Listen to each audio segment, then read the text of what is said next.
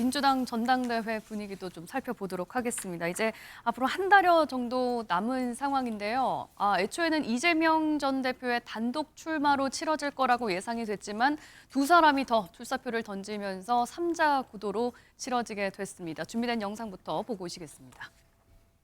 절망의 오늘을 희망의 내일로 바꿀 수만 있다면 제가 가진 무엇이라도 다 내던질 수 있습니다.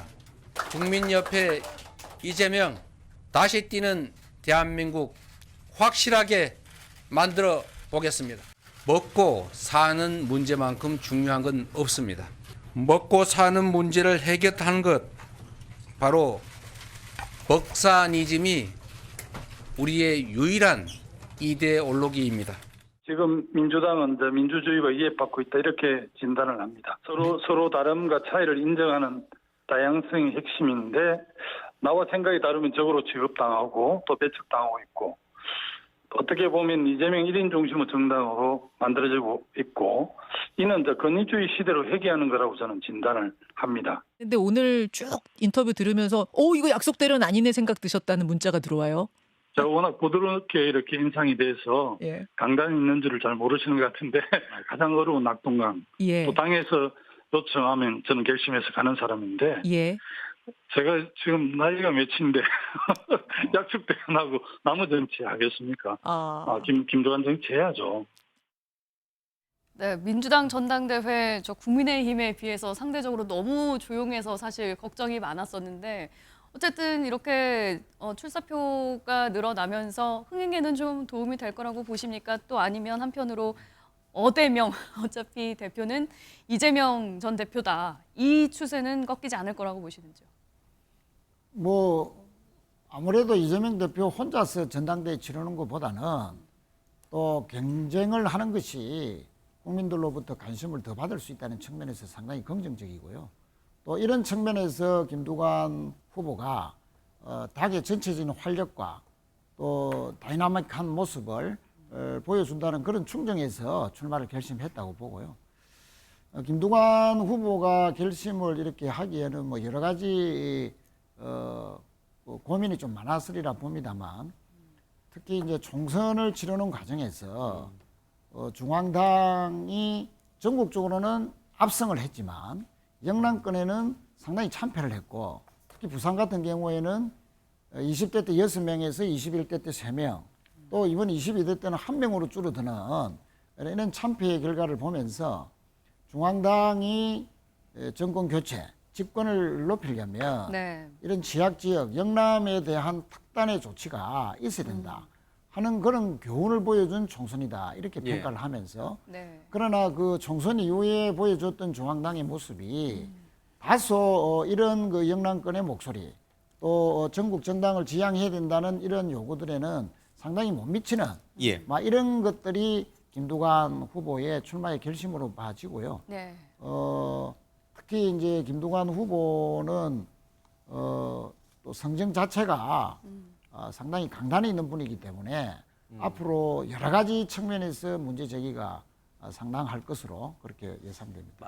만약에 그렇게 말씀하신 것처럼 김두관 후보의 이 출마의 변이 그대로 통용이 돼서 이른바 소위 말하는 강성 지지층이 싫어서 이재명 대표의 제왕적 집권이 싫어서 김두관 후보를 찍는 사람들이 많아져서 당원들이 많아져서 90%가 아닌 51% 이재명 대표가 대표로 당선된다면 어떻게 됩니까? 그 부분은 제가 우리 박창환 교수님께 여쭤보겠습니다. 일단은 이재명 대표에 비토하는 세력들이 이미 당을 많이 나갔어요.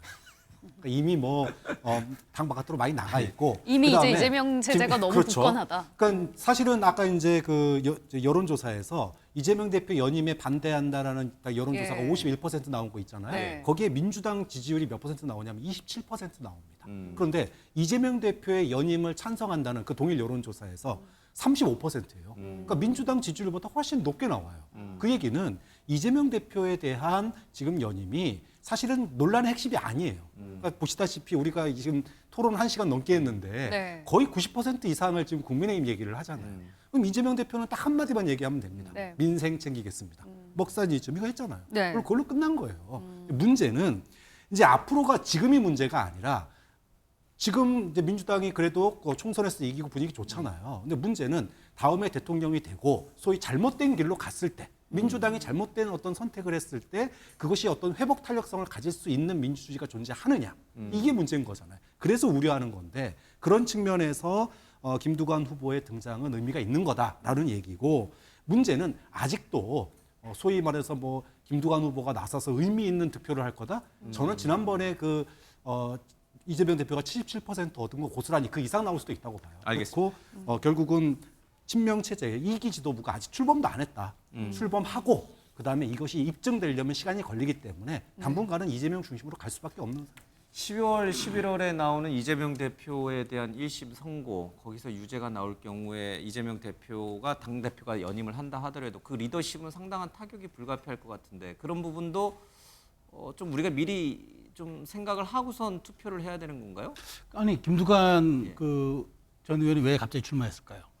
이재명 포스트 이재명도 고민하지 않았을까요? 전 그 생각합니다. 왜냐하면 이렇게 어려운 싸움인 줄 알면서도 이렇게 자기 희생과 헌신의 모습과 함께 그다음에 이렇게 당차게 도전장을 던진 거는 이재명 체제가 반드시 간다는 보장이 없다. 그런 측면에서 저는 이번에 말하자면은 지금 나오진 않았지만 김부겸 전 의원 그다음에 임종선 전 실장 이런 분들은 언제라도 이른바 대체적 예비군으로 남아 있을 것 같아요. 그래서 10월달 야권의 어떤 지형이 요동칠 수도 있는데 예. 그 이후에 물론 이제 그래서 이재명 대표가 권위뿐만 아니라 실제로 직을 상실하느냐 그건 제가 또 두고 봐야 되겠지만 어쨌든 그런 것들을 대비하는 지금 일종의 잠재적 예비군들이 만들어지고 있다. 김두관 후보의 이번 출마 전 그런 가능성으로 바라보고 있고요. 그래서 주목되고 있습니다. 그래서 30%까지 득표한다면은 저는 상당히 야권의 균열 지형이 일어날 수 있다고도 봅니다. 지금 사실 근데 전당대회 얘기를 저희가 계속 했지만 전당대회 말고 지금 특검에다가 지금 이제 뭐 민주당에서 추진하고 있는 대통령 탄핵 청문회도 정치적으로 요동칠 만한 큰 변수들이 너무 많아요. 그렇죠? 전국이 하반기 이제 7월이니까 하반기 어떻게 흘러갈지 전혀 예상을 못 하겠어요. 아무래도 그 전국의 가장 큰 분수령은 이재명 대표의 판결입니다. 역시나. 왜냐하면은 판결이 바로 확정되는 것은 아니고 뭐 항소심, 상고심이 남아 있다고는 합니다만 자, 위증교사 같은 경우에 1심에서 만약에 유죄가 선고되면 그게 상급심에 가서 결론이 과연 바뀔 것인가. 많은 사람들이 의문을 가질 것이고요. 선거법은 만약에 1심에서 100만 원 이상이 선고가 되면 그게 최종적으로 확정이 될 경우에는 민주당이 430여 억 원을 반환해야 되지 않습니까? 예. 민주당 내에서 굉장히 큰 소용돌이가 일어날 수 있는 사건입니다. 그러면은 이 둘 중에 하나라도 제가 말씀드린 것과 같은 방향의 유죄가 선고가 될 때는 이재명 대표가 공식적으로 그 직은 유지를 하겠지만 역시나 리더십에는 상당한 타격이 있을 수밖에 없어요. 그러면은 야권이 지금과 같이 계속 단일 대우를 형성할 것인가? 그건 아닐 수 있거든요. 그런 부분들이 앞으로 양당의 전당대회 이후에 올 가을에 중요한 변곡점이 될 수 있다. 그렇게 보는 것이죠. 특검이나 탄핵 그런 거보다는 이재명 대표에 대한 선고 그게 제일 핵이다. 탄핵은 탄핵 사유가 없는데 지금 이렇게 거론되는 것 자체가 저는 문제라고 이럴 생각합니다. 때부터 시간이 다 돼서 7월까지 죄송합니다. 예. 최상병 특검이 전국의 핵이에요. 제 의견이 가장 알겠습니다. 중요하다고 저도 다르게 보시는군요. 네, 저희가 준비한 소식은 여기까지입니다. 함께해 주신 여러분 고맙습니다.